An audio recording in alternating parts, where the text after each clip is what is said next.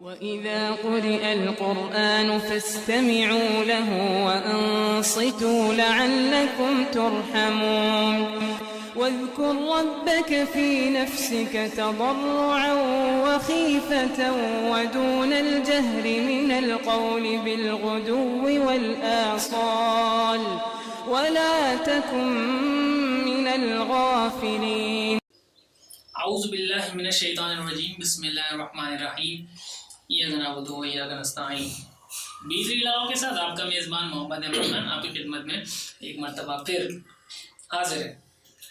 ناظرین کرام، آج کی ویڈیو بڑی منفرد ہونے والی ہے۔ اس کی وجہ یہ ہے کہ اکثر تو نہیں کہوں گا، اس دنیا میں موجود ہر جاندار شے ہے، اس شے نے ایک نہ ایک دن بے جان ہو جانا ہے۔ ناظرین کرام، ہم انسان بھی انہی شے میں شمار ہیں جس نے ایک نہ ایک دن اس دنیا سے چلے جانا ہے۔ ناظرین کرام، اکثر میں اپنی بات کروں تو میں بیٹھے بیٹھے یہ سوچتا ہوں، صرف میں ہی نہیں بلکہ میں نے اپنے گھر میں بھی اس چیز کو ڈسکس کیا تو مجھے پتہ یہ چلا کہ ہر انسان کی یہ سوچ ہوتی ہے کہ کبھی کبھی اس کو یہ خیالات آتے ہیں کہ آخر مرنے کے بعد یا مرنے کے وقت انسان کی کیا کیفیت ہوگی، اور اس کا جواب اس کے نہ دل میں ہوتا ہے نہ دماغ میں ہوتا ہے، نہ اس کے ارد گرد موجود لوگوں کے پاس اس کا جواب ہوتا ہے کہ آخر مرنے کے بعد یا مرنے کے وقت آخر انسان کی کیفیت کیا ہوگی۔ اسی ٹاپک کو لے کے آج ہم جائیں گے انشاءاللہ تعالیٰ ایک بڑی زبردست شخصیت کے پاس، جو کہ قرآن و حدیث کی روشنی میں ان تمام سوالات کا جوابات دیں گے، اور اس شخصیت کا تعارف کرانا بھی میں سمجھتا ہوں کہ وہ ہمارے ساتھ مختلف ویڈیوز میں آتے رہے ہیں اور اسی طرح کے مشکل معاملات جو کہ اسلامی معاملات ہیں اس کو ڈیل کرتے ہیں اور بڑی خوبصورت انداز میں آپ لوگوں کی رہنمائی کرتے ہیں اور ہمارے ساتھ مختلف ویڈیوز میں موجود ہوتے ہیں۔ ناظرین کرام، ہمارے ساتھ موجود ہیں جناب مفتی شیخ محمد انس صاحب۔ سر السلام علیکم۔ سب سے پہلے تو آپ کو دوبارہ سے خوش آمدید کہتا ہوں کہ آپ ہمارے چینل پہ تشریف لے گئے، بڑے دنوں بعد آپ سے ملاقات ہوئی ہے، آپ کو کیسا لگ رہا ہے؟ الحمدللہ، اللہ رب العالمین کا کرم ہے، یہ رحم ہے کہ ہماری تو کوئی حقیقتاً کوئی اوقات، کوئی حیثیت، کوئی وقت نہیں ہے کہ ہم کسی بھی پازیٹیو پوائنٹ آف ویو کو لوگوں تک پہنچا سکیں۔ خصوصاً رب کائنات جل وعلا کا کرم ہے کہ وہ ہم سے کام لیا ہے۔ اللہ رب العالمین ہماری ان خدمات کو اپنی بارگاہ میں قبول فرمائے۔ سب سے پہلے تو میں آپ سے یہ سوال کرنا چاہوں گا مفتی صاحب کہ آج جو ہم نے ایک ٹاپک کو سلیکٹ کیا ہے کہ آخر دوسری زندگی جو کہ مستقل انسان کا ٹھکانہ ہے، اس ٹاپک کو سلیکٹ کرنے کے پیچھے آپ کیسا سمجھتے ہیں کہ لوگوں کس طرح اس کی رہنمائی ہونی چاہیے، اس ٹاپک کی کتنی اہمیت ہے؟ دیکھیے، اس کے اندر اگر میں وہ کہوں کہ انسان کی زندگی کا جو نچوڑ ہے، انسان کی زندگی کی جو حقیقت ہے وہ موت ہے۔ ٹھیک، ٹائمری طور پر ہم اس دنیا میں آئے ہیں اور کچھ ایام گزارنے کے بعد، کچھ لمحات اور واقعات دیکھنے اور فیس کرنے کے بعد ہمیں اپنی اصلی زندگی سے جا ملنا ہے۔ تو میں یہ سمجھتا ہوں کہ اس ایشو کو، اس ٹاپک کو بار بار اٹھایا جائے اور ہماری قوم اور ہماری یوتھ جو اس کو یکسر بھلا چکی ہے، جبکہ ایسا نہیں ہے کہ دیکھیں بھلانے کا مقصد ضروری ہے، ہمیشہ یہ نہیں ہوتا کہ اس کو اپنے ذہن سے ہی نکال دینا، بلکہ اکثر یہ بھلانے کا ایک معنی یہ بھی کیا جاتا ہے کہ اس کو اپنے کردار، اپنے رویے اور اپنی آپ کہیں کہ طرز زندگی سے اس کو کسی نہ کسی طرح مائنس کر دینا، کسی نہ کسی طرح نظر انداز کر دینا، یہ بھی ایک بھلانے کا پرسپیکٹیو ہمارے یہاں پایا جاتا ہے، اور یہی ہمارے ہاں موت کے حوالے سے جو ہے ہماری قوم کا نظریہ بن چکا ہے، پرسپیکٹیو بن چکا ہے۔ تو یہ بہت امپورٹنٹ ٹاپک ہے اور اس پر میں سمجھتا ہوں کہ ہر ایک کو گفتگو کرنی چاہیے اور خود بھی اپنے حوالے سے بھی اس پر جو ہے اسٹڈی کرنا بہت ضروری ہے، تاکہ آخرت کی یاد، موت کی یاد انسان کی ایمان کی پختگی کی وجہ بنتی ہے، اور حقیقی زندگی چونکہ وہی ہے جب اگر ہم ابھی اس ٹائمپیری زندگی کو گین کرنا چاہتے ہیں تو اس حقیقی زندگی کے اندر تو ہمیں اس ٹائمپیری زندگی کو ہمیں اللہ تبارک و تعالیٰ کے احکام کی آپ کہیں کہ بجاوری جو ہے وہ کرنی ہوگی، اور اس ٹاپک کو میں سمجھتا ہوں بہت ضروری ہے ڈسکس کرنا۔ بڑی اچھی بات کری آپ نے۔ آپ کو میں ایک بات بتانا چاہوں گا اور اپنے ناظرین کو بھی یہ بات بتانا چاہوں گا کہ ناظرین کرام، کچھ ٹائم اکثر ایسا آتا ہے کہ جب میں بالکل فری بیٹھا ہوتا ہوں تو اکثر میرے ذہن میں خیال آتا ہے کہ اگر ہم نے بھی ایک نہ ایک وقت آئے گا، خصوصی طور پہ جب کسی کا کوئی جنازہ جا رہا ہوتا ہے، جب ہم دیکھتے ہیں تو میرے دل میں خیال آتا ہے اور سب کے دل میں آتا ہوگا کہ ہم نے بھی کسی نہ کسی دن اسی طرح لوگوں کے کاندھوں پہ سوار ہو کے جانا ہے۔ تو یہ سوال ذہن میں اٹھتا ہے کہ آخر اس ٹائم ہوگا کیا انسان کا, کس طرح کی کیفیت ہوگی, جس کی وجہ سے آج جو میں انشاءاللہ ٹاپک بنا رہا ہوں, ویڈیو بنا رہا ہوں. تو ناظرین کرام, اس ویڈیو کو اینڈ تک ضرور دیکھیے گا, اور اگر آپ نے ہمارے چینل کو سبسکرائب نہیں کیا تو ہمارے چینل کو سبسکرائب کر دیں, تاکہ آنے والی مزید انفارمیٹیو ویڈیوز جو کہ ہم اسی طرح کی ویڈیوز آپ لوگوں کے لیے لے کے آتے ہیں سب سے پہلے آپ تک پہنچ سکے. اسی کے ساتھ پہلا سوال آپ کی طرف لے کے آنا چاہوں گا مفتی صاحب. سب سے پہلا سوال مجھے یہ بتائیے گا کہ انسان کے جب جانے کا وقت آتا ہے, اکثر ہم لوگوں سے سنتے ہیں کہ انسان کو پتہ چل جاتا ہے, وہ ایسی باتیں کرنا شروع کر دیتا ہے کہ لوگ بعد میں کہتے ہیں کہ اس نے یہ کہنا شروع کر دیا تھا, یعنی کہ اس کو پتہ چل گیا تھا کہ وہ جانے والا ہے. اس بات کی کس حد تک حقیقت سے تعلق ہے کہ انسان کو پہلے سے پتہ چل جاتا ہے, اور اس وقت کی کیفیت کے حوالے سے بھی تھوڑا سا بتائیے. اعوذ باللہ من الشیطان الرجیم, بسم اللہ الرحمن الرحیم, الحمدللہ رب العالمین, والصلاۃ والسلام علی سید الاشرف الانبیاء والمرسلین, اللہم صلی علی سیدنا و مولانا محمد معدن الجود والکرم وعلی آلہ وبارک وسلم, صلاۃ و سلام علیک یا سیدی یا رسول اللہ. اللہ تبارک و تعالیٰ قرآن کریم فرقان حمید میں ارشاد فرماتا ہے, کل نفس ذائقۃ الموت, یعنی ہر نفس کو, ہر ذات کو موت کا ذائقہ چکھنا. 100% درست. تو اب رہی بات آپ کی سوال کی, دیکھیں موت تو برحق ہے, اس کو آنا ہے اور یہ آ کر ہی رہے گی. ہر شے کہ جو اس دنیا میں آئی ہے اس کو اس دنیا سے جانا ہے, یعنی ہر جاندار پر فنا جو ہے وہ لازم اور ملزوم ہے. بالکل قرآن نے اس بات کو ذکر فرما دیا, قرآن نے اس بات کا حکم ارشاد فرما دیا. تو یہ تو موت تو برحق ہے, لیکن ہمارے ہاں جو یہ کانسیپٹ ہمارے عوام میں مشہور ہے کہ موت آنے سے پہلے لوگوں کو باخبر کر دیا جاتا ہے کہ اس کی موت آنے والی ہے. تو دیکھیے, اگر ایک نارملی آپ کہیں کہ ایک نارملی پرسپیکٹیو بھی دیکھیں, نظریہ ایک انسان اپنا دماغ چلاتا ہے, تو ایک موت ایک ایسی چیز ہے کہ جو پوشیدہ ہے. موت ایک ایسی چیز ہے کہ جو پوشیدہ ہے. اگر اس کو امت پر واضح کر دیا جائے یا کسی جاندار پر واضح کر دیا جائے کہ فلاں دن, فلاں وقت اور فلاں لمحات میں تمہاری موت آنے والی, تو میں اور آپ حقیقتاً تو ہم غافل ہیں, لیکن ایک انسانی نظریہ اور انسانی عقل یہ کہتی ہے کہ انسان کو جب پتہ ہوتا ہے کہ اس کا یہ ڈیڈ لائن ہے, تو اس ڈیڈ لائن سے پہلے وہ کچھ اقدامات کر لیتا ہے, کر لیتا ہے. لیکن موت ایک ایسی چیز ہے کہ جس کا اللہ کا مطلب کوئی ڈیڈ لائن بیان نہیں کی گئی کہ بھائی تم جوانی میں مرو گے, تم 50 سال کے ہو جاؤ گے تو مرو گے, تم بچپن میں ہی میں مر جاؤ گے. تو ایسا کچھ بھی نہیں ہے. اور جہاں تک ہمارے ہاں قوم میں یہ بات مشہور ہے کہ موت آنے سے پہلے موت کا پتہ چل جاتا ہے, تو دیکھیں یہ بات بالکل غلط ہے. اس کی 80 نو میں تردید ہی کروں گا کہ موت آنے سے پہلے لوگوں کو معلوم نہیں ہوتا. اگر معلوم ہو تو پھر موت کی پوشیدگی کا جو ہے نا وہ مطلب کوئی فائدہ ہی نہیں ہوا, موت آنے کا کوئی فائدہ نہیں ہوا. اگر پتہ چل جائے قوم کو کہ میری موت آنے والی کب ہے, تو وہ انسان اس کے لیے اقدامات کر لے گا. نمبر 1 یہ. نمبر 2 یہ کہ جب ہم جو اسلاف کی زندگیوں کو دیکھتے ہیں, اپنے بزرگان دین کی زندگیوں کو دیکھتے ہیں کہ انہوں نے اپنی موت سے پہلے اپنی موت کی خبر دی, ہمیں اس طرح کا کتابوں میں ملتا ہے. تو دیکھیے وہ لوگ جو ہیں وہ اللہ تبارک و تعالیٰ کے مقرب بندے ہوتے ہیں, اللہ تبارک و تعالیٰ کے محبوب بندے ہوتے ہیں. تو میں آسان عشق محبت والی گفتگو میں اگر میں یوں کہوں کہ جب انسان کسی سے محبت کرتا ہے تو اس پر کوئی پردہ نہیں رکھتا. محبوب اور محب کا جو تعلق ہوتا ہے وہ بے پردہ ہوتا ہے. آپ میری بات سمجھ رہے ہوں گے.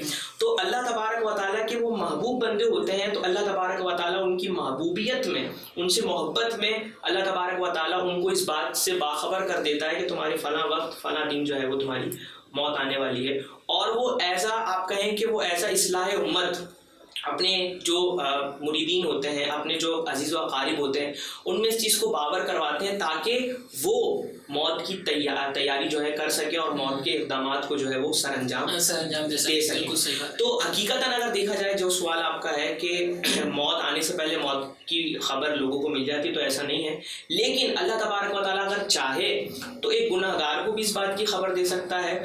اور جو کتابوں میں ہمیں ملتا ہے اسلاف کی جو کہ انہوں نے اپنی موت سے پہلے موت کی خبر دے دی, تو وہ اللہ تبارک و تعالیٰ کے مقرب بندے تھے. تو اللہ تبارک و تعالیٰ نے ان سے کسی چیز کا پردہ نہیں رکھا اور ان کو موت کے حوالے سے ان کی ایک خبر دی. ایک چھوٹا سا سوال اسی میں ایڈ کروں گا, اس کا شارٹ آنسر دیجیے گا. وہ یہ کہ ہمارے ایک رشتہ دار ہیں, ان کا میں تھوڑا سا نام نہیں لینا چاہوں گا. ہم نے ان سے یہ سنا کہ جب ان کے کسی والد کی ڈیتھ ہونے والی تھی تو انہوں نے یہ بات پہلے سے یعنی پوری ایک رات پہلے انہوں نے تمام بچوں کو بٹھا کے ایک ایک کے دروازے پہ جا کے سب کی ذمہ داریاں سب کو بتائیں، اور اگلے دن ان کا انتقال ہو گیا. تو ان لوگوں نے اس چیز سے تشبیہ دی کہ ان کو پتہ تھا. تو اس کا کس حد تک ہے؟ یہ حدیث مبارکہ میں نبی کریم صلی اللہ علیہ وسلم نے فرمایا کہ خلاصہ حدیث ہے کہ جب انسان کی موت کا وقت قریب آتا ہے تو اس کو آثار و واقعات کچھ اس طرح کے نظر آنے لگتے ہیں کہ اس کو اس چیز کا اندازہ ہو جاتا ہے کہ اس کی موت آنے والی ہے. دیکھیں، اندازہ ہونا اور یقین ہونا یہ دونوں الگ الگ چیزیں ہیں. جیسے مثال کے طور پر میں بلا تشبیہ بلا تمثیل ایک بات کرتا ہوں کہ مثال کے طور پر میں اگلے 3 مہینے کا ایک آپ کے سامنے ایک جو ہے پریڈکشن کرتا ہوں کہ 3 مہینے بعد یہ ہوگا. میری تجربہ، میرے مشاہدے اور معاملات جو میں کریٹیو دیکھ رہا ہوں ماحول کے اندر، ان تمام چیزوں کو دیکھتے ہوئے میں نے اگلے 3 مہینے کی پریڈکشن آپ کے سامنے کر دی، اور وہ 3 مہینے بعد ہو گیا. وہ 3 مہینے بعد ہو گیا تو کیا میری کرامت ہے؟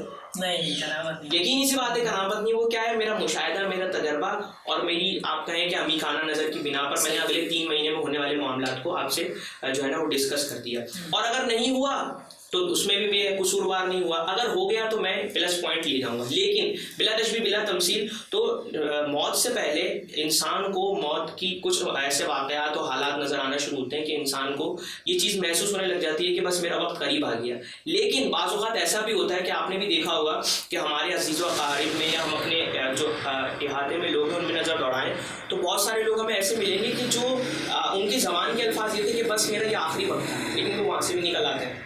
بہت ساری مثالیں میرے اور آپ کے سامنے ہوں گی. تو یہ ایک عجیب سی بات ہے، اور اس کو میں سمجھتا ہوں کہ پوائنٹ آؤٹ نہ کرنا ہی جو ہے نا وہ بہتر ہے. اور اس بات کو کس نظر سے دیکھتے ہیں کہ لوگ کہتے ہیں کہ موت سے پہلے یعنی چند ہمارے پہلے پرانے جو لوگ اس دنیا سے عزیز و اقارب اس دنیا سے جا چکے ہیں وہ لوگ سامنے آ جاتے ہیں، ان کی شکلیں نظر آ رہی ہوتی ہیں. اس کو کیسے دیکھتے ہیں؟ دیکھیں، یہ تو اللہ تبارک و تعالیٰ بہتر جانتا ہے کہ ایسا ہے یا نہیں ہے، کیونکہ مردہ جب جانے لگتا ہے تو ملتے ہیں حدیث مبارکہ میں کہ اس وقت کافی لوگ اس کو نظر آتے ہیں، شیطان آتا ہے اس کے پاس، فرشتے آتے ہیں. اور اکابرین کے بارے میں بھی ملتا ہے کہ اکابرین بھی جو ہے موت کے وقت پیر و زام اور جو محبت کرنے والے وہ لوگ ہوتے ہیں وہ آتے ہیں.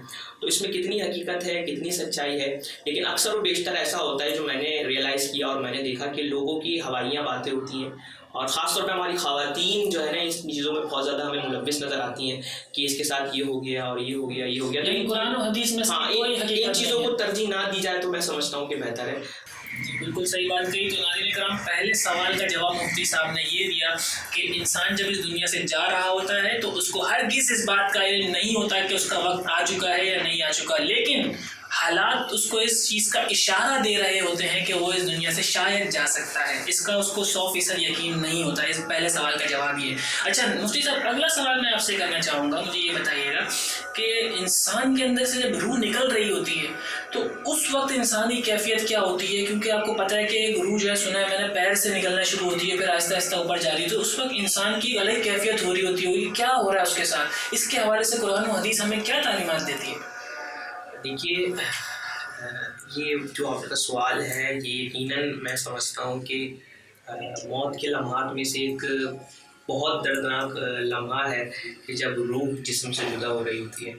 اور جب ہم حدیث مبارکہ کی طرف نظر کرتے ہیں، بخاری کی روایت ہے، نبی کریم صلی اللہ علیہ وسلم ارشاد فرماتے ہیں کہ جب انسان کی نزع کا وقت، یہ نزع کا وقت ہوتا ہے کہ جب انسان کی روح اس کے جسم سے نکالی جا رہی ہوتی ہے، تو حدیث مبارکہ میں آتا ہے کہ کچھ لوگ ایسے ہوتے ہیں کہ جن کی جو روح ہوتی ہے وہ اس طرح نکالی جاتی ہے کہ ان کو محسوس بھی نہیں ہوتا کہ ان کے جسم سے روح نکل گئی. اس طرح شاعر نے کہا کہ جب تیری یاد میں دنیا سے گیا ہے کوئی، جان لینے کو دلہن بن کے قضاری ہے. تو بعض اللہ کے جو مقرب بندے ہوتے ہیں، اللہ رب العالمین کے برگزیدہ بندے ہوتے ہیں، اللہ تبارک و تعالیٰ کے نیک بندے ہوتے ہیں، تو وہ ان کی موت تو ایسے آتی ہے جیسے دلہن جو ہے وہ اس دنیا اپنے گھر سے رخصت ہو رہی ہوتی ہے. اس طرح کی ان کی جو ہے وہ کیفیات ہوتی ہیں. لیکن اس کے برعکس اگر میں اور آپ، میں اپنے آپ کو ہی کہوں گا کہ میں اگر اپنے اوپر، اپنی ذات پر غور کروں تو ہم جیسا بندہ، میرے جیسا بندہ، گنہگار انسان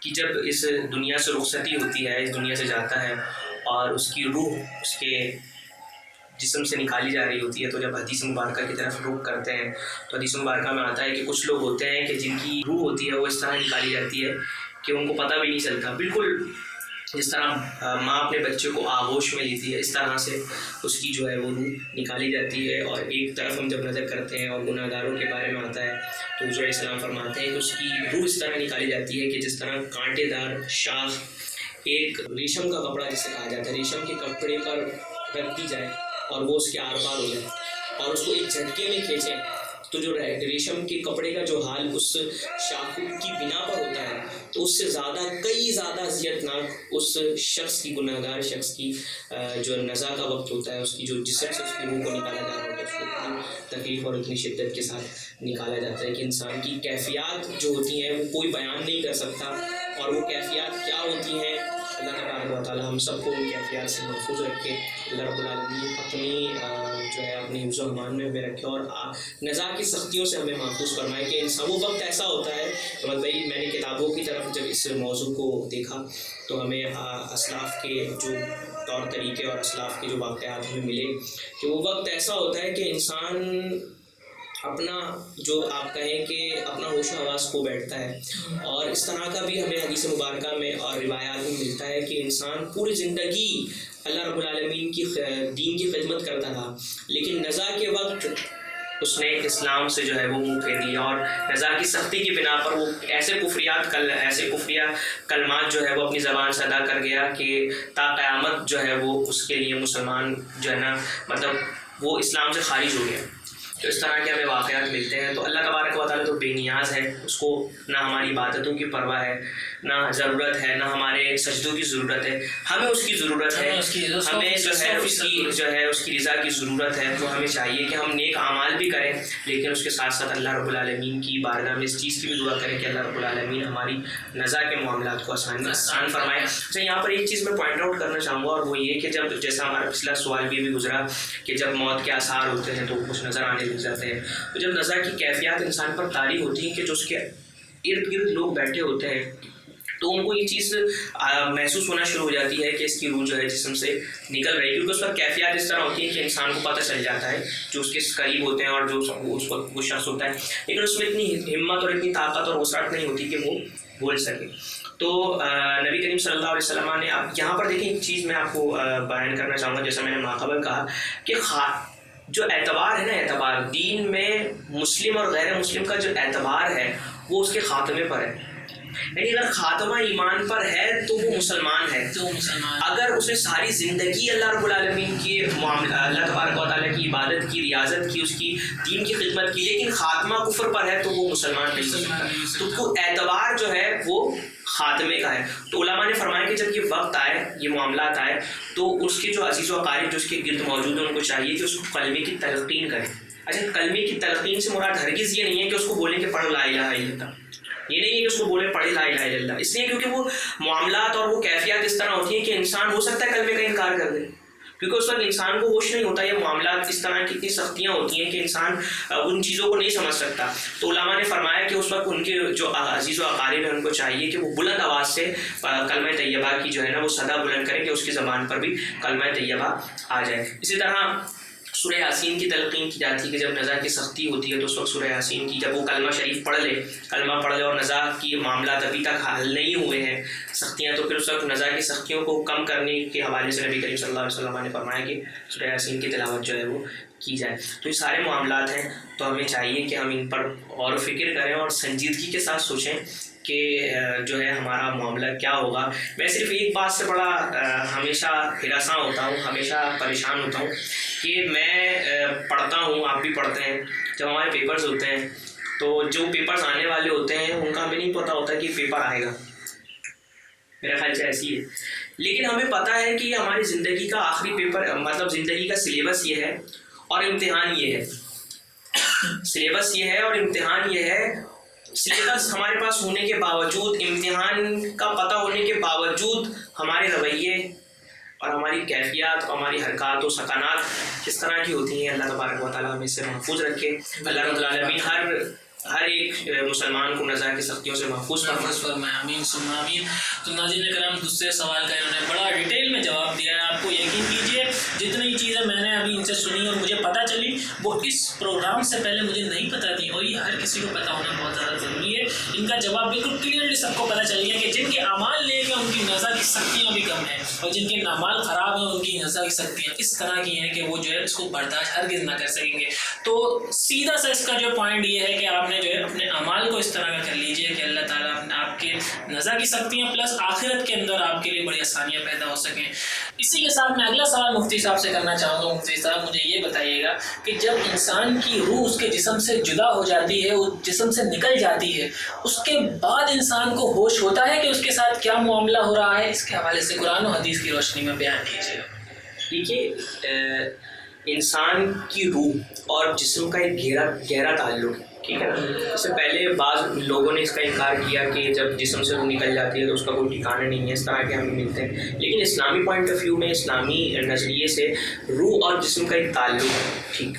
اس لیے جب ہم عذاب قبر کی بات کرتے ہیں اور جب قبر میں عذاب ہوتا ہے تو اس میں حقیقتاً عذاب جو ہے، جو اس کی شدت اور اس کی تکلیف جو محسوس کر رہی ہوتی ہے وہ روح کر رہی ہوتی ہے۔ تو روح کا اور جسم کا ایک گہرا تعلق ہے، اور یہ تعلق جو ہے وہ تا قیامت قائم رہے گا، ٹھیک ہے۔ پہلی چیز تو یہ۔ دوسری چیز یہ کہ آپ کا سوال کہ کیا مرنے کے بعد بھی انسان اپنے احوال و واقعات دیکھ رہا ہوتا ہے یا نہیں دیکھ رہا ہوتا ہے؟ جی بالکل، اپنے حالات و واقعات اس کو نظر آ رہے ہوتے ہیں، اور روایتوں میں ملتا ہے کہ وہ جب اس کو جب قبرستان کی طرف لے کر جایا جا رہا ہوتا ہے تو اس میں سے جو لوگ نیک لوگ ہوتے ہیں، وہ نیک جو مردہ ہوتا ہے، نیک جو جنازہ ہوتا ہے، وہ اپنے احباب کو اس بات کی تلقین کر رہا ہوتا ہے کہ دیکھ لو، تمہیں بھی فیوچر کے اندر آئندہ اسی جگہ جانا ہے، تم بھی اپنی موت کی تیاری کر لو۔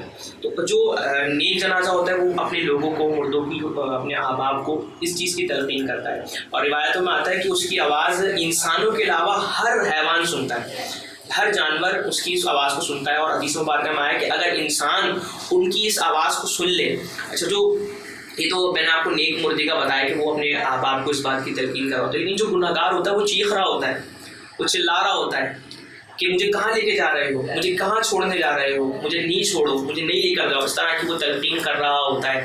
لیکن چونکہ حدیث مبارکہ میں آتا ہے کہ حیوانات ہی اس کی جو ہے وہ آواز کو سنتے ہیں، انسان نہیں سن پاتا، اور روایتوں میں آتا ہے کہ اگر انسان اس کی اس آواز کو سن لے تو ہلاک ہو جائے۔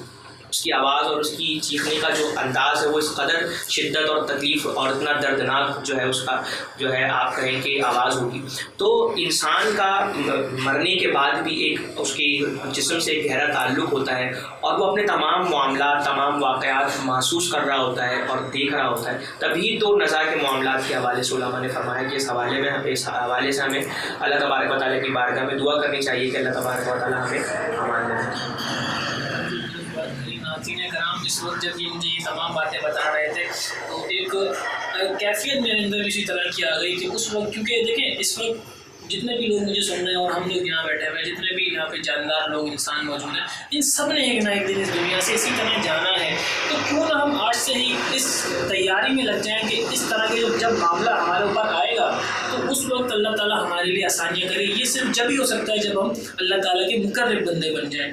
تو جیسا کہ آپ دیکھتے ہیں ہم لوگ اپنے نارمل روٹین میں کیا کر رہے ہوتے ہیں، دل آزاری کر رہے ہوتے ہیں، لوگوں کا حق کھا رہے ہوتے ہیں، لوگوں کی یعنی کہ اس قدر ایک دوسرے کے حق کھا رہے ہوتے ہیں اور اس قدر گناہ میں پڑ چکے ہیں کہ مجھے نہیں لگتا کہ ہم جب ہمارا موت کا وقت قریب آئے گا تو ہم کیا منہ لے کے اوپر جائیں گے۔ تو لیکن یہاں پر میں ایک پوائنٹ آؤٹ ایک بات کروں آپ کی بات سے کہ ہم لوگ بعض اوقات اتنا زیادہ گلٹی فیل ہو جاتا ہے کہ ہم بولتے ہیں ہم تو جائیں گے جہنم۔ ہمیں اس بات کی مطلب تلقین کی جاتی ہے کہ ہم، آپ کہیں کہ ہم لوگ لا کانفیڈنٹ ہو جاتے ہیں۔ تو نبی کریم صلی اللہ علیہ وسلم نے یہاں پر بھی ہمیں جو ہے وہ بے سر و سامان ہونے نہیں دیا، فرمایا کہ تم اپنے رب سے جس طرح کی امید رکھو گے تمہارا رب تمہیں ویسا ہی عطا کرے گا۔ دیکھیں ہم گناہ گار ضرور ہیں، بدکار ضرور ہیں، سب کچھ ہیں، لیکن ہم اپنے رب سے اچھے کی امید رکھیں گے تو ہمیں اللہ تبارک و تعالیٰ اچھا جو ہے وہ عطا، اس کا جو نعیم البدل ہے وہ عطا فرمائے گا۔ ہاں البتہ اتنا ضرور ہے کہ ہمیں تیاری کرنی چاہیے اور اپنی موت کے تمام معاملات کو سمجھنا چاہیے، سنجیدگی سے لینا چاہیے۔ لیکن بعض اوقات ہمارے یہاں کچھ لوگ ایسے ہوتے ہیں کہ جو اس خوف سے جو ہے نا نیکیاں کرنا چھوڑ دیتے ہیں کہ ہم تو جائیں گے جہنم میں۔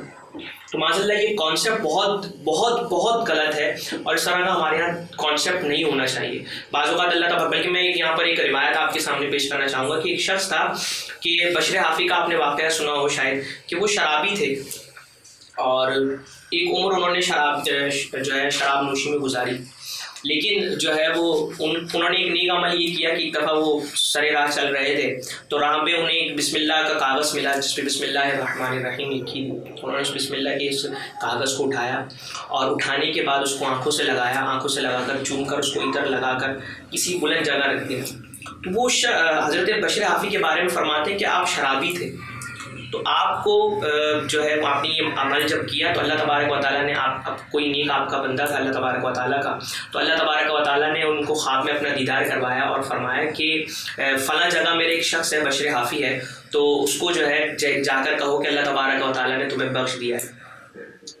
تو وہ جب آپ سو کر اٹھتے ہیں, جیسے آپ کی آنکھ کھلتی ہے خواب دیکھ کر, تو آپ کہتے ہیں کہ بشر حافی تو گناہ گار بندہ ہے, بشر حافی تو شرابی ہے, یہ کیسے ہو سکتا ہے, یہ خواب مجھے صحیح نہیں آیا. آپ دوبارہ سو جاتے ہیں, آپ دوبارہ سوتے ہیں, پھر اللہ تبارک و تعالیٰ کی طرف سے یہ حکم آتا ہے, آپ پھر اٹھتے ہیں, پھر آپ سوچتے ہیں کہ کیا ماجرا ہے, بشر حافی تو ایک گناہ گار انسان ہے, مجھے یہ خواب کیوں آ رہا ہے بار بار. آپ پھر سو جاتے ہیں, تیسری مرتبہ پھر ہوتا ہے, تو تیسری مرتبہ جب ہوتا ہے تو پھر آپ جو ہے تشویش کا شکار ہوتے ہیں کہ جب یہ مجھے 3 دفعہ ہو رہا ہے تو کوئی نہ 3 دفعہ خواب میں اللہ تبارک و تعالیٰ نے اس چیز کی بشارت دی ہے, تو کوئی نہ کوئی تو وجہ ہے. تو آپ اپنے وہاں سے گھر سے نکلتے ہیں صبح ہوتے ہی, اور جب آپ وہاں پہنچتے ہیں معلوم کرتے ہیں کہ بشر حافی کہاں ہے, تو پتہ چلتا ہے کہ بشر حافی شراب خانے میں.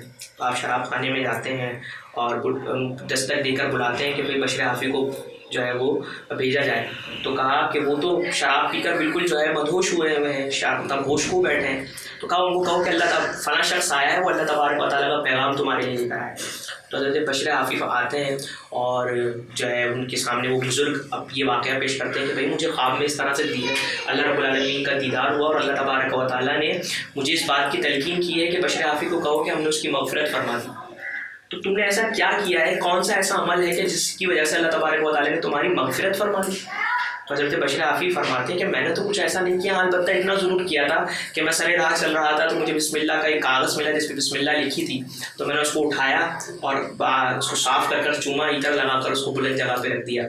تو اللہ تبارک و تعالیٰ کے اس نیک بندے نے فرمایا کہ اللہ تبارک و تعالیٰ کو تیری ادا پسند آ گئی اور اللہ تبارک و تعالیٰ نے تمہاری مغفرت فرما دی. جب وہ جملہ سنتے ہیں حضرت بشر حافی تو آپ تمام گناہوں سے اللہ تبارک و تعالیٰ کی توبہ, اللہ تبارک و تعالیٰ سے توبہ کرتے ہیں اور اللہ تبارک و تعالیٰ کے نیک بندے بن جاتے ہیں. اور روایتوں میں ملتا ہے بشر حافی رحمۃ اللہ علیہ جو ہے وہ ننگے پاؤں چلا کرتے تھے, اور آپ کا مقام و مرتبہ یہ تھا کہ جب تک آپ ننگے پاؤں چلتے رہے تو جب تک کسی چوپائے نے سر راہ پر جو ہے وہ گوبر نہیں کیا, اور ان کے مالکان جب سر راہ ان کے جو چوپائے تھے وہ گوبر وغیرہ نہیں کیا کرتے تھے, تو ایک مرتبہ ایک شخص تھا, وہ اپنے چوپائے کو لے کر جا رہا تھا, اپنے جانور کو لے جا رہا تھا, تو اس کے جانور نے سر راہ گوبر کر دیا. سر راہ جو ہے وہ آپ کہیں کہ لید وغیرہ کر دی. تو اس جو شخص تھا اس کو پتہ چل گیا کہ آج حضرت بشر حافی رحمۃ اللہ علیہ کا جو ہے وہ وصال ہو گیا, اس لیے کیونکہ جب تک آپ حیات تھے تو کسی جانور نے آپ کے ادب میں سر راہ جو ہے وہ گوبر نہیں کیا. تو یہ آپ کا مقام اور مرتبہ تھا. تو اللہ تبارک و تعالیٰ جو ہے وہ آپ کہیں کہ نقطہ نواز ہے, وہ انسان کو بخش دیتا ہے کسی بھی ایک ادا پر. تو مایوسی اسلام میں نہیں ہے, مایوسی کا کانسیپٹ ہمارے اسلام میں ہے ہی نہیں, بلکہ میں کہوں کہ نبی کریم صلی اللہ علیہ وسلم کی حدیث مبارکہ فرمایا کہ اللہ تبارک و تعالیٰ فرماتا ہے کہ اے نوجوان, اگر تم نے جتنے گناہ کر دیے, مفہوم حدیث ہے, تم جتنے گناہ کر دیے تم آؤ میری راہ پر اور ایک سجدہ کرو, میں ایک آنسو پر تیرے سارے گناہ معاف فرما دوں, میں ایک آنسو پر تیرے سارے گناہ معاف کروا دوں گا. تو مایوسی جو ہے وہ ہمارے اسلام میں نہیں ہے. تو مایوسی والا کانسیپٹ نہ ہمارے تھرو جانا چاہیے اور نہ ہو, ٹھیک. تو جیسا ہم اللہ رب العالمین کی بارگاہ سے گمان رکھیں گے ہمیں ویسے ملے گا, لیکن البتہ اتنا ضرور ہے کہ ہمیں ڈر و خوف پیدا کرنا چاہیے. مایوسی الگ چیز ہوتی ہے, ڈر اور خوف الگ چیز ہوتی ہے. تو مایوسی کو پس پش ڈالتے ہوئے ڈر و خوف کو پازیٹیو پوائنٹ میں لے کر ہمیں موت کی تیاری کرنی چاہیے. بالکل صحیح بات کری آپ نے. جیسا کہ آپ کو کلیئر کٹ انہوں نے بتایا کہ انسان جو سوچتے ہیں کہ یار ہم تو اتنے گناہ گار ہیں, ہم نے تو جانا ہی دوزخ میں ہے, تو یہ چیز ہرگز غلط ہے. آپ کو نیک عمل کے اوپر جانا چاہیے. کون سا آپ کا ایسا عمل ہے جو اللہ تعالیٰ کو پسند آ جائے اور آپ کی بخشش و مغفرت ہو جائے. اپنی گفتگو کا سلسلہ آگے بڑھاتے ہوئے اگلا سوال مفتی صاحب کی طرف لے کے جاتے ہیں. مفتی صاحب ہمیں یہ بتائیے گا کہ انسان جب اس دنیا سے چلا جاتا ہے تو آپ کو پتہ ہے کہ قبر اس کا جو ہے آخرت کا پہلا یعنی ایک اسٹیپ ہے, پہلا اسٹیپ قبر ہے. تو قبر کے حالات کے حوالے سے ہمیں تھوڑا سا بتائیے گا, ہمیں اور ہمارے ناظرین کو, پلس اس کے ساتھ یہ بھی مجھے بتائیے گا کہ انسان جب اس دنیا سے چلا جاتا ہے تو کیا اس کا تعلق اس دنیا سے رہتا ہے یا بالکل اس کا، کیونکہ ہم اکثر ہی لوگوں سے سنتے ہیں، اکثر عالم دین سے بھی ہم نے یہ سنا ہے کہ انسان جب اس دنیا سے چلا گیا تو اس کا دنیا سے تعلق بالکل ختم ہو گیا، وہ دوسرے جہاں سے اس کا تعلق جڑ گیا. تو ان دو باتوں پہ ذرا روشنی ڈالیے، قرآن و حدیث کی روشنی.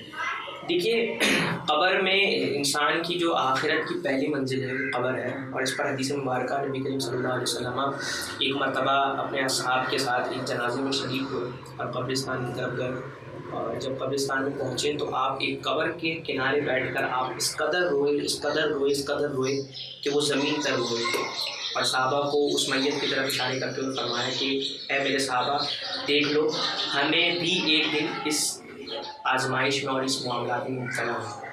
تو قبر جو ہے وہ آخرت کی پہلی منزل ہے، اور قبر کے حوالے سے علماء نے اور روایتوں میں ملتا ہے کہ بار بار اس بات کی تلقین کی ہے کہ ہمیں اپنی قبر کو یاد کرنا چاہیے، اپنی آخرت کو یاد کرنا چاہیے. اور رہی بات قبر میں معاملات کے حوالے سے، تو دیکھیے سب سے پہلے جب قبر کا ہم اسٹرکچر دیکھتے ہیں تو جب ایک روایت میری نظروں سے گزری اور میں نے اس کو پڑھا، چند سالوں پہلے اس روایت کو میں نے پڑھا، تو میں آپ کو اپنی کیفیت نہیں بتا سکتا کہ میری کیفیت کیا تھی اس روایت کو پڑھنے کی. الفاظوں میں یقینی سی بات ہے انسان کی کیفیات نہیں آ سکتی.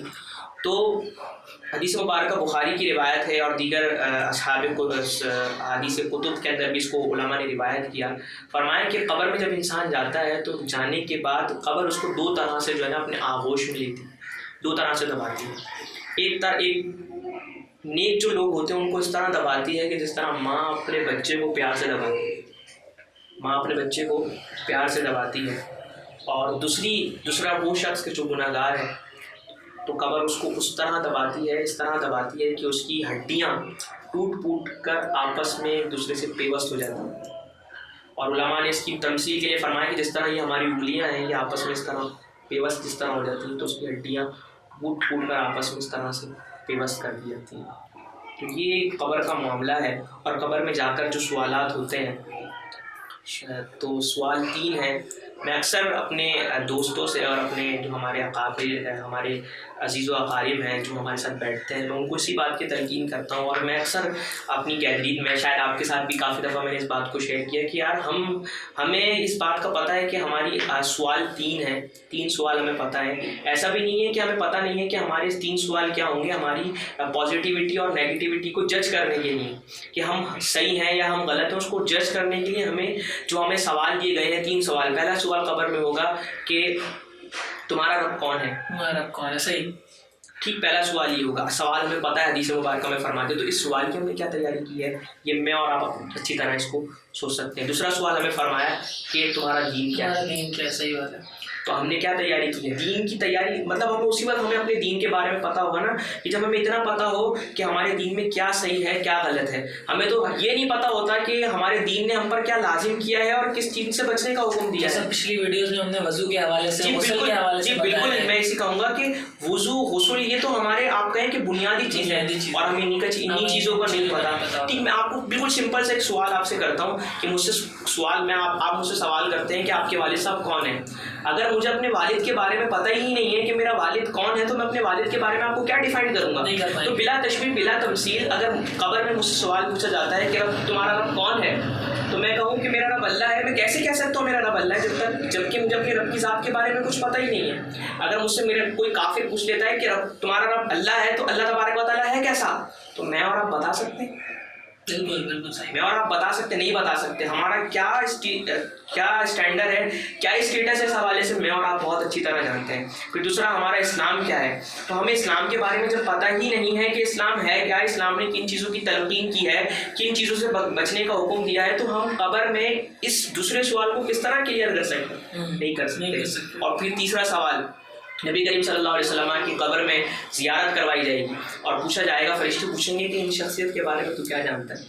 تو آپ مجھے بتائیں کہ جس نے داڑھی منڈوائی ہوگی، آپ مجھے بتائیں کہ جس شخص نے جو ہے نبی کریم صلی اللہ علیہ وسلم کی ادا کو سو کالڈ مسلم کے نام سے تشبیہ دی ہوگی، جس نے نبی کریم صلی اللہ علیہ وسلم کی دین کو معاذ اللہ اپنے باپ کا دین سمجھا ہوگا، جس نے نبی کریم صلی اللہ علیہ وسلم کی تعلیمات کو جو ہے وہ ٹھکرایا ہوگا تو وہ کس طرح کہہ سکتا ہے کہ یہ تو وہ نبی ہے کہ جن پر میں سلام بھیجا کرتا تھا، یہ تو آخری نبی ہے حضرت محمد صلی اللہ علیہ وسلم. کس طرح وہ پہچانے گا اپنے نبی؟ پوری کائنات کو جس کے لیے پوری کائنات کو، جو وجہ کائنات ہے، جو بننے کی کائنات بننے کا وجود جس پر جو ہے قائم ہے، وہ اللہ ہمارے پیارے آقا صلی اللہ علیہ وسلم کی ذات اقدس ہے. تو ہم کس طرح اس وقت کہہ سکیں گے؟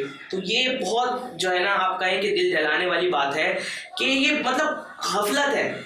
صحیح. اس سے بڑی غفلت کی میں کہوں کہ اگر کوئی دنیا کے اندر کوئی مثال نہیں مل سکتی آپ کو اس سے بڑی غفلت کی، کہ ایک شخص ایسا ہے کہ جس کو پتا ہے کہ مجھ سے یہ 3 سوال ہوں گے، میری ڈیڈ لائن پہ مجھ سے 3 سوال پوچھے جائیں گے، سوال کا جواب یہ ہے، ٹائم ٹیبل یہ ہے، طریقہ یہ ہے، اور اس کو اس طرح کرنا ہے، سب کچھ پتا ہے، لیکن پھر بھی غفلت کا شکار ہے. تو میں کہتا ہوں کہ ہمارے کیا معاملہ ہوگا ہمارے ساتھ، ہمیں جو ہے وہ ڈرنا چاہیے. تو میں صرف ایک حدیث مبارکہ جو میں نے ماں قبل عرض کی کہ قبر اس طرح دباتی ہے کہ جس طرح ماں اپنے بچے کو اپنے آغوش میں لیتی ہے، یا پھر اس طرح دباتی ہے کہ اس کی ہڈیاں ٹوٹ پھوٹ کر ایک دوسرے میں پیوست ہو جاتی ہیں.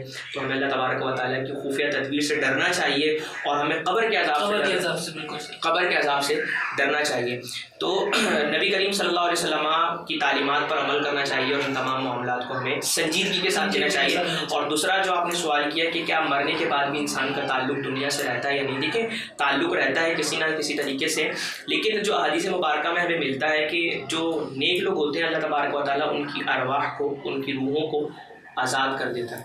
اس کا جہاں دل چاہتا ہے وہ جاتے ہیں، جہاں ان کا دل چاہتا ہے وہ سفر کرتے ہیں، وہ چاہے اپنے گھر والوں کے پاس آئیں یا کہیں بھی جا سکتے ہیں. وہ جو نیک لوگ ہوتے ہیں اللہ تبارک و تعالیٰ ان کی روحوں کو آزاد کر دیتا ہے. ٹھیک. لیکن جو گناہ گار لوگ ہوتے ہیں، گناہ گار بندے ہوتے ہیں، تو ان کی روح کو قید کر لیا جاتا ہے تا قیامت تک. تو ابھی کہیں کہ دنیا سے تعلق رہتا ہے یا نہیں رہتا، تو یہ تو جس طرح کا ابھی تعلق ہے اس طرح کا تعلق نہیں ہوتا.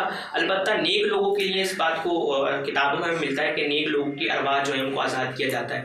لیکن ہمارے لیے تلقین یہ ہے کہ ہم ان کو زیادہ سے زیادہ اشارے ثواب کریں، اور ہمارا ان سے تعلق ہونا چاہیے، ان کا ہم سے نہیں ہو. کیونکہ اگر ان کا ہم سے تعلق ہوگا بھی تو چونکہ ہمارے اندر وہ بصارت، وہ شباہت نہیں ہے کہ ہم اس تعلق کو دیکھ سکیں. ٹھیک ہے نا. میں نیک لوگوں کے پرسپیکٹو سے بات کر رہا ہوں.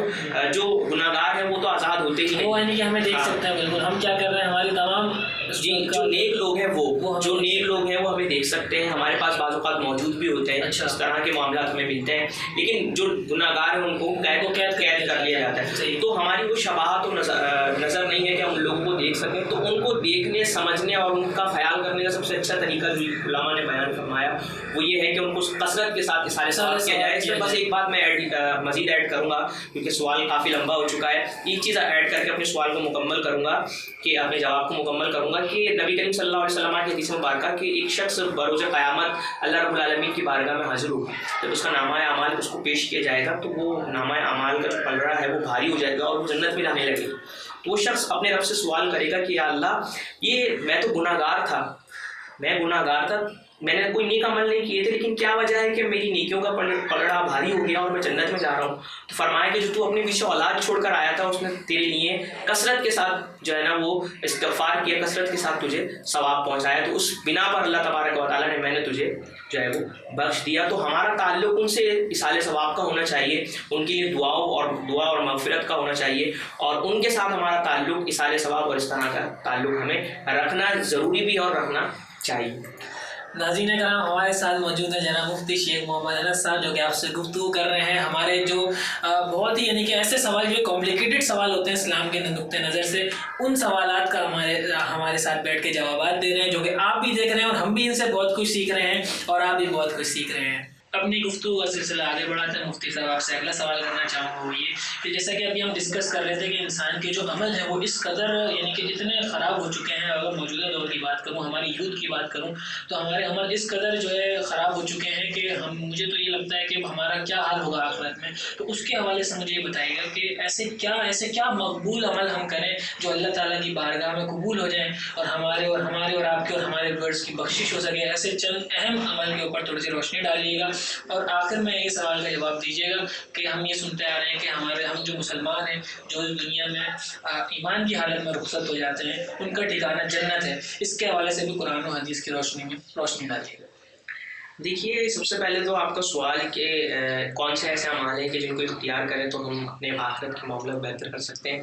تو میں صرف اتنا کہوں گا کہ ہم مسلمان ہیں, ٹھیک ہے نا. اولاً تو میں سمجھتا ہوں کہ یہ سوال بنتا نہیں ہے, میری نظر, میرے پوائنٹ آف ویو سے اگر آپ دیکھیں, اس لیے کیونکہ ہمیں اسلام ایک واحد ایسا مذہب ہے کہ جو قیامت تک آیا ہے, قیامت تک روشن ہے, ٹھیک ہے نا, کہ اس میں ہر چیز کو وضاحت کے ساتھ بیان کر دیا گیا ہے کہ کیا چیز کرو گے تو تم نجات پا جاؤ گے, کن چیزوں کو اختیار کرو گے تو تم ہلاک ہو جاؤ گے. تو سب سے پہلے اولاً میں یہ کہوں گا کہ ہمیں چاہیے کہ ہم سنجیدگی کے ساتھ اپنے اسلام کو پڑھیں, اسلام کی اسٹڈی کریں, اور ہمارا مذہب, ہماری تہذیب, ہمارا کلچر ہمیں کیا جو ہے پیغام دیتا ہے, ہمیں کیا حکم دیتا ہے, اس کو ہم سنجیدگی کے ساتھ اختیار کریں. سب سے پہلے تو یہ ہمیں یہ کرنا ہوگا. اس کے کرنے کی وجہ یہ ہے کہ جب ہم از خود قرآن کو پڑھیں گے, از خود قرآن اور حدیث کو پڑھیں گے اور ہم علماء سے رابطے میں رہیں گے, تو پھر ہمیں کوئی مس گائڈ نہیں کر سکتا.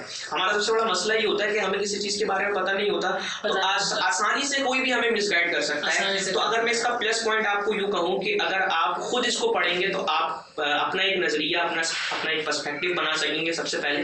اور دوسرا یہ کہ آپ کے گمراہ ہونے کے اور آپ کے ہلاک ہونے کے بذریعہ علم کم چانسز بچیں گے, لیکن بشرط یہ ہے کہ آپ اپنے بڑوں سے ان معاملات میں رابطہ رکھیں. ٹھیک. سیکنڈ یہ کہ آپ کو چاہیے کہ ہم اللہ تبارک و تعالیٰ نے جن کاموں کے کرنے کا حکم ارشاد فرمایا ان کاموں کو کیا جائے. جیسے نماز پڑھنے کا حکم دیا, نماز پڑھی جائے. روزہ رکھنے کا حکم دیا کہ روزہ رکھا جائے. اس طرح جس پر حج واجب ہو گیا وہ حج ادا کرے. جس طرح جس پر زکوٰۃ واجب ہو گئی ہے وہ زکوٰۃ دے. جس طرح جس پر قربانی واجب ہے وہ قربانی دے. اس طرح بہن بھائیوں کے حقوق ادا کرے, والدین کے حقوق ادا کرے, زوجہ کے حقوق ادا کرے, زوجہ شوہر کے حقوق ادا کرے. اس طرح تمام ایک دوسرے کے حقوق کی پاسداری کرے. اللہ رب العالمین اور نبی کریم صلی اللہ علیہ وسلم کے احکام کی بجاوری کرے, اور قرآن اور حدیث کو سیکھیں, سمجھیں, اس کی تعلیم و تعلم کو عام کریں.